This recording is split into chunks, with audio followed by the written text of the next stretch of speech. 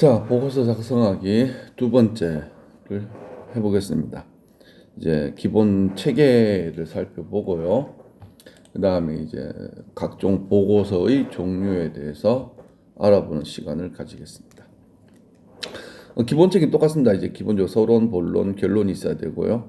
서론은 이제 일반적인 글과는 다릅니다. 이제 뭐 이 보고서에 대한 필요성, 그 다음에 이 보고서를 쓰는 목적을 분명하게 제시를 해줘야 되고, 본론에서는 이제 제시한 내용을 이제 쓰는 거고, 요거를 쓰는 거고, 결론 요약 결론 하면 됩니다.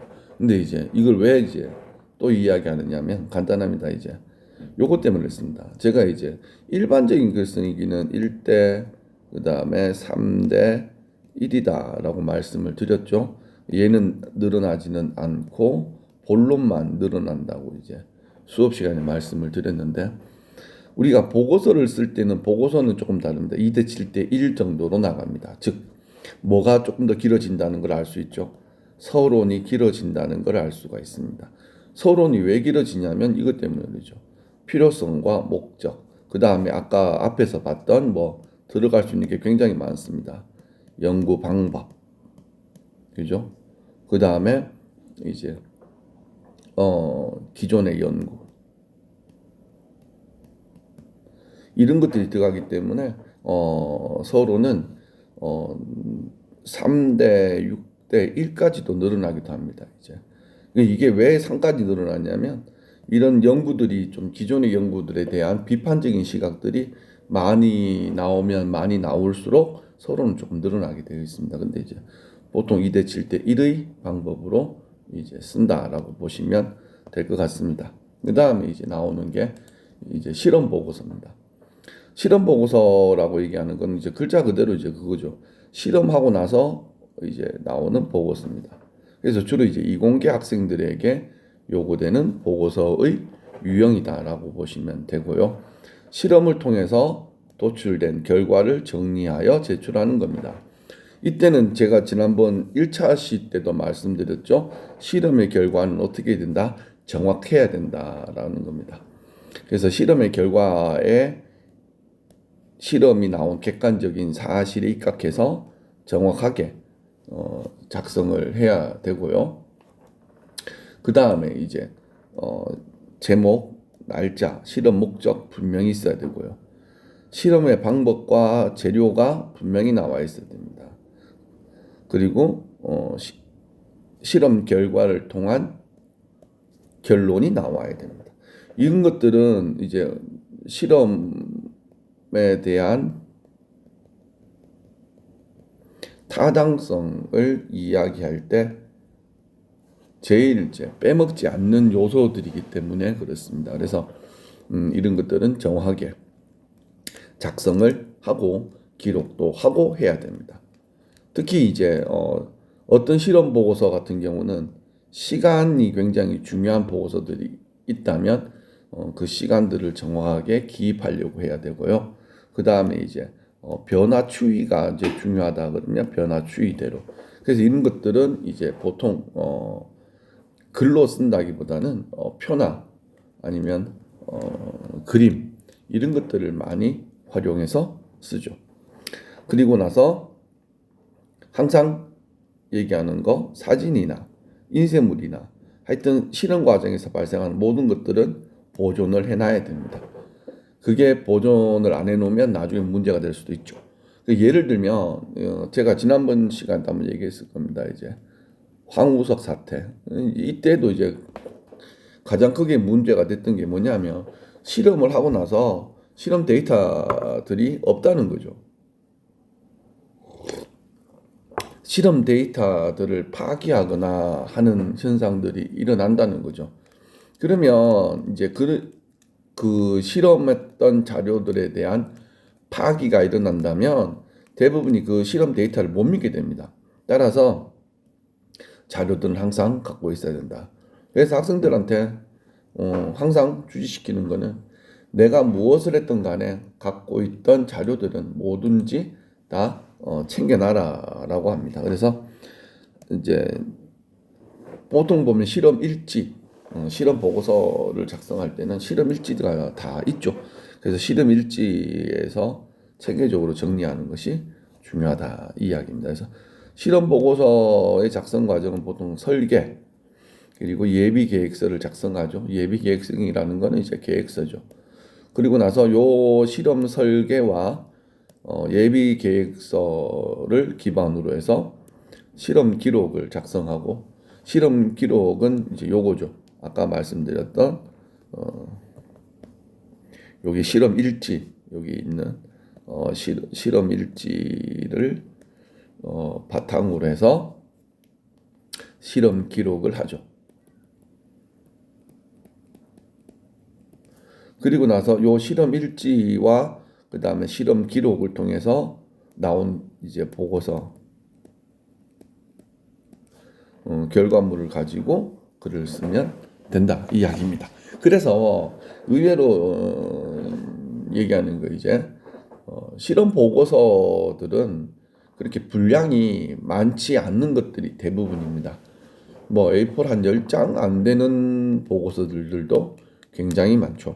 왜 이제 실험 보고서 같은 경우는 많냐면 글보다는 어떤 내용의 글보다는 뭐가 많냐면 이런 결과 추이, 그림, 그래프 이런 것들이 많기 때문에 실험에 대한 논리적인 체계만 맞다면 크게 이제 문제될 게 없죠. 그래서 글보다는 이런 것들이 더 많죠. 그래서 이게 이제 얼마나 객관적으로 타당한가 여기에 이제 주된 초점을 맞추는 겁니다. 그러면 이제 예를 한번 보면서 이제 보죠. 보통 이제 이런 식으로 많이 됩니다. 이게 이제 제가 자꾸만 보여드린 거는 제가 실험 보고서를 이렇게 이런 내용을 써라라고 하는 것보다는 이런 형식으로 간다라는 겁니다. 이런 형식으로 가기 때문에 절대 이런 형식에서 자꾸 연습을 해야 된다라는 겁니다. 그래서 실험 보고서 같은 경우는 서론 쓰고요. 서론하는 연구의 필요성과 목적, 그 다음에 선행 연구, 그래서 앞선 연구들에 대한 이야기가 있어야 됩니다. 왜 있어야 되냐면 앞선 연구들이 문제가 있기 때문에 이런 일을 한다라는 거거든요. 그러니까 앞선 연구가 완벽한데 내가 할 필요가 없잖아요. 앞선 연구들이 다 돼 있습니다. 모든 게. 그러면은 굳이 그걸 가지고 보고서를 작성하거나 실험할 필요는 없죠. 그래서 앞선 연구들이 뭐가 잘못되어 있기 때문에 이제 이걸 하는 거죠. 그래서 연구에 대한 문제, 앞선 연구에 대한 문제. 이제 비판이라고 봐도 무방합니다. 그 다음에 이제 용어 정리. 어떤 특정한 용어들이 만약에 잘못되어 있다면은 올바르게 만들어 주는 거. 그런데 뭐 주로 빠질 수 있는 건 요 정도죠. 용어 정리 같은 경우는 빠져도 됩니다. 연구 문제도 좀 빠져도 됩니다. 왜냐하면 선행 연구를 검토하고 나서 결론에서 이게 뭐가 잘못되었다라는 걸 이야기해 줄 수도 있기 때문에 그렇습니다. 그래서 보통 보면 요범주는 꼭 들어가는 것 같고요.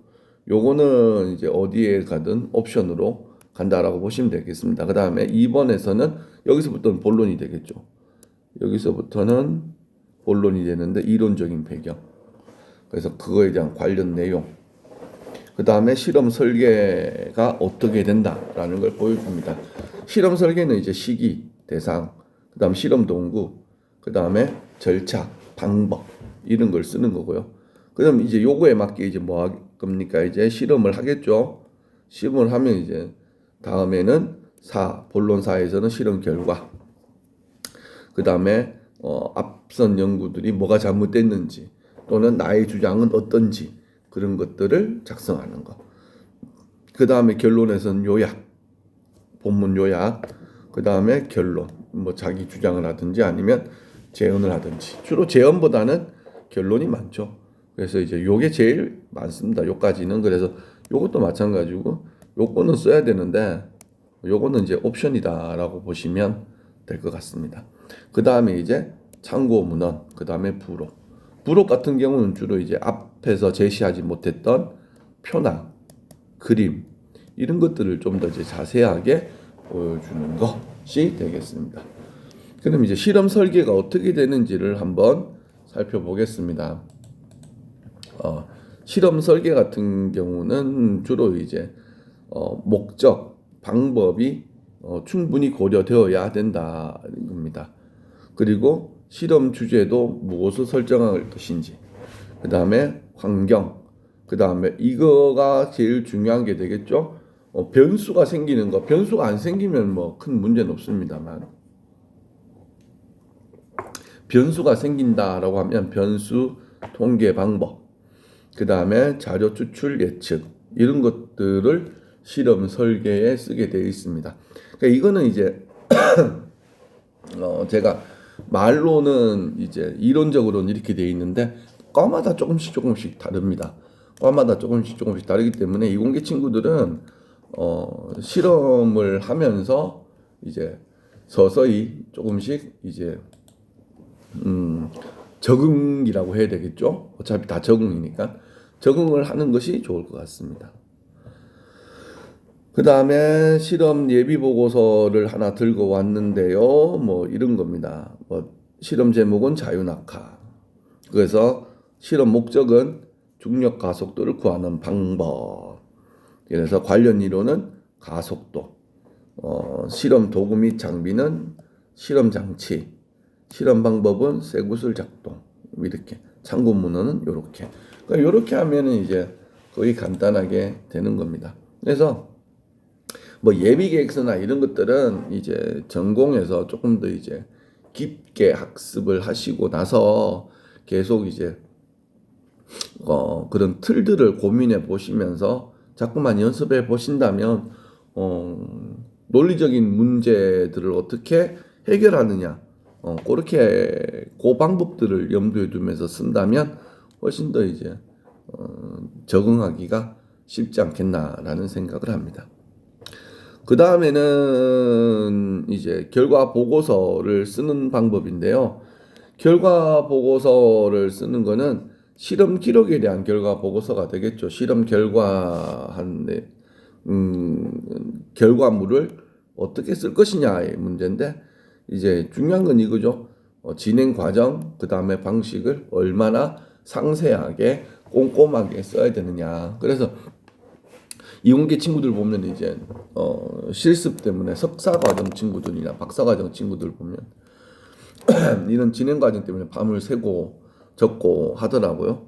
그래서 상세하게 기록을 하는 게 좋다. 그래서 실험 제목, 날짜, 실험자, 목적, 장소, 과정, 결과, 그다음 분석, 문제점 이런 것들을 이제 꼼꼼하게 정확하게 작성을 해야 됩니다. 그래서 실험실에 있는 결과 보고서나 실험 기록지들은 그 기록지가 나와 있는 것대로 빠짐없이 기록하는 것이 꼼꼼하게 빠짐없이 기록하는 게 제일 좋다. 결과 보고서는 실험 기록을 그대로 사용하면 됩니다. 그래서 제목, 목적, 실험 방법 등 그대로 쓰고 여기서 중요한 건 실험 결과와 분석이 결론에 들어간다는 거죠.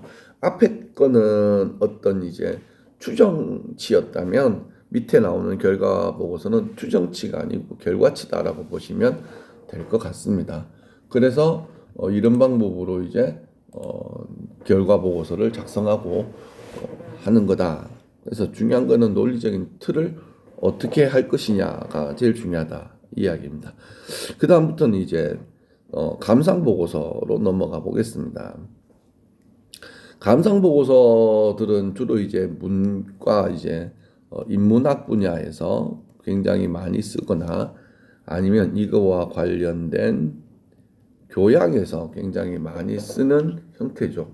그래서 거기서 이제 감상문을 써와라라고 하면 주로 1, 2학년 때 교양에서 굉장히 많이 나오죠. 그래서 감상 보고서라는 건 영화, 연극, 공연, 전시 등을 감상하고 나서 요거죠. 요게 중요합니다. 해석 또는 평가하는 글을 제출하는 보고서입니다. 나중에 감상문을 작성하는 방법을 제가 동영상에 올릴 건데요. 이거는 보고서입니다. 근데 감상문이나 감상보고서나 제일 중요한 거는 이겁니다. 해석, 자기 나름대로의 해석과 자기 나름대로의 평가가 중요한 겁니다. 자기 나름대로 이 평가를 이제 보고서의 형식으로 쓴다라고 보시면 되고요. 이제 학생들이 저도 이제 대면 강의 때는 이제 했었거든요. 대면 강의 때는 이제 학생들에게 이제 같이 영화 보고 수업 시간에 짧은 영화라도 보고 나서 우리 이제 이거에 대해서 보고 나서 보고서 씁시다라고는 하는데 지금은 이제 좀 안 되죠. 이제 같이 볼 수가 없기 때문에 그래서 못 하고 있는데 대부분의 친구들이 잘못 쓰는 게 이겁니다. 작품의 해석과 감상이 머무른 친구들이 굉장히 많습니다. 뭐 작품의 해석과 감상은 주로 이제 여기서 이 해석이라고 얘기하는 건 주로 학생들이 쓰는 게 줄거리 플러스 느낌 이겁니다. 그러면 요것들을 이제 쓰게 되면 결국은 이제 뭐에서 벗어나지 않냐면 중학교 때 또는 고등학교 때의 흐름에서 이제 벗어나지를 못한다는 거죠. 그냥 그대로 그겁니다. 그래서 우리가 이제 감상 보고서를 쓸 때 제일 고민해야 되는 것들이 조금 있습니다. 이렇게 이제 작품 선정의 이유, 그 다음에 깊이 있는 해석이 필요합니다. 해석이 어떠한 장면 또는 어떠한 특정한 인물에 대해서는 거기 인물에 대해서 우리가 고민해야 되는 해석이 필요한 겁니다. 그래서 이 해석은 역시 뭐가 필요하다? 자료가 필요하다. 그래서 제 해석에 대한 이론적 근거도 제시해야 되고요. 그 다음 작품이 가지는 가치, 의의 또는 한계 등도 작성을 해야 됩니다. 그러면서 요거죠. 이 작품에 대한 비평적 견해를 제시합니다. 여기서 비평적 견해라고 했을 때는 학생들이 무조건 이 작품에 대한 잘못된 점을 찾아야지라고 하는데 꼭 굳이 잘못된 점만 찾는 거는 아니라는 겁니다. 비평이라 했으면 좋은 점이 뭐고 그다음 나쁜 점이 뭐냐까지 다 같이 갖는 거다라고 보시면 돼요. 그래서 좋은 점과 나쁜 점을 다 같이 서술한다 보시면 되고요. 그러면서 조금 더 이제 자신만의 독특한 시각이 있으면 더욱더 좋겠죠. 이 작품에 대해서 자기가 생각하는 거.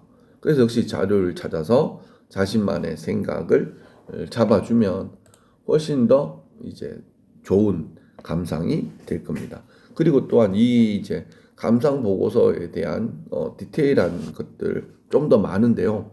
이것들은 이제 나중에 감상문 작성법이라는 수업에서 다시 한번 고민을 해보도록 하겠습니다. 그 다음 조사 답사 보고서입니다. 조사 답사 보고서는 이제 딱 아시겠죠. 이제 조사나 어떤 곳에 대한 조사나 답사를 갔다 와서 제시하는 보고서입니다. 뭐 이런 것들은 굳이 이제 문과에만 있다라고 이야기를 인문학에만 있다고 얘기하기는 조금 그렇고요. 공대 친구들 중에 일부는 이제 산업 탐방 이런 거 가잖아요. 산업 탐방 갔다 온 것들도 전부 다 이제 조사 답사 보고서에 해당한다고 보시면 돼요. 그래서 수업 외에 외부로 나가서 무언가를 보고 관찰했다라고 한다면 대부분이 조사 답사 보고서에 해당한다라고 보시면 될 것 같습니다. 자, 조사 답사 보고서는 이제 아까 얘기했죠. 중요한 건 이겁니다. 현장입니다. 어떤 현장을 방문하거나 그리고 그곳에 갔다 와서 답사를 하고 나서 그 결과를 정리한 보고서다라고 보시면 될 것 같고요. 다른 보고서에 비해서 현장성이 제일 강하죠. 왜냐하면 갔다 왔으니까는. 그리고 나서 현장을 갔다 왔기 때문에 쓰는 형식, 틀도 달라요. 자, 반드시 있어야 되는 거는 답사 장소, 그 다음에 목적, 답사 일정, 그 다음에 결과, 그리고 후기 이런 것들이 순차적으로 들어가는 것이 좋습니다. 만약에 산업 장소를 갔다 왔다 뭐 하면은 이제 산업 현장이 되겠죠. 가서 뭐 할 건데 라는 겁니다. 그리고 어떤 일정을 가질 건데 결국은 이게 제일 아마 중요한 형식이 될 겁니다. 이제 어떤 일정을 가지고 어떻게 하느냐 이게 제일 중요한 거니까요. 그 다음에 답사 장소에 대해서는 사진이나 그림이 반드시 있어야 된다라는 겁니다. 그래야지 뭐가 현장성이 완성이 되는 거죠. 어디를 갔다 왔는데 사진 한 장이 없다라고 얘기하는 거는 말이 안 되는 거죠. 그래서 사진이나 그림, 그래서 현장성 또는 우리가 뭐 이렇게도 얘기합니다. 증거물이라고도 하죠. 이런 것들을 이제 얼마나 제출할 수 있느냐 이게 제일 중요하다라는 겁니다. 그 다음에 제가 아까 얘기했죠. 말씀드렸습니다. 답사 일정이 중요한데 답사 일정은 가능하면 표로 한눈에 보이게 이제 작성을 하는 것이 제일 좋습니다. 그래야 모든 사람들이 다 같이 보고 공유하는 거기 때문에요. 그다음 답사 후기는 주로 뭘 쓰냐면 후기니까요. 갔다 와서입니다. 갔다 와서 주의 깊게 보았던 사항들을 정리하는 거. 그것이 이제 조사 답사 후기에 들어갈 수 있는 항목이다라고 보시면 될 것 같습니다. 그 다음에 이제 마지막으로 이야기할 수 있는 게 뭐냐면 요약하기와 요약보고서입니다. 요약하기는 제가 이제 과제도 냈고요. 그 다음에 이제 동영상 강의도 찍었고 하니까 요약하기는 한번 잘 보시고요. 결국은 이제 요약하기에 대해서 제가 얘기할 때 이제 가장 기본적이고 기초적인 형태입니다. 그래서 이것들을 제일 중요한 건 이거죠. 글의 내용을 얼마나 정확하게 파악할 수 있는가. 이게 제일 중요하고요. 이거를 자신의 표현으로 이제 바꾸는 활동이다라고 보시면 되겠습니다. 그래서 다른 사람이 글을 읽으면서 그 사람이 주장하는 거, 그 다음에 문제의식, 그 다음에 글을 쓰는 방식 이런 것들을 이제 자꾸만 익히면서 더불어서 체계적으로 분석하는 이런 것들을 연습하시는 것이 좋다. 그래서 정리할 땐 제가 항상 그랬죠. 그대로 옮기는 게 아니고 어떻게 해야 된다. 자신만의 문체로 재구성을 해야 된다. 이 이야기입니다. 그래서 요약보고서는 글쓴이의 핵심, 그 다음에 주요 개념, 논거들을 판단해서 압축적으로 활용하는 방법입니다. 그래서 보통 보고서가 들어간다면 보고서의 앞에는 표지가 있고 표지 뒤에는 이제 가능하면 요약하는 본문에 대한 요약과 그 다음에 키워드는 써주는 거. 그리고 나서 이제 서론, 본론, 결론 나누어서 들어가는 게 가장 좋다라고 이야기를 했습니다.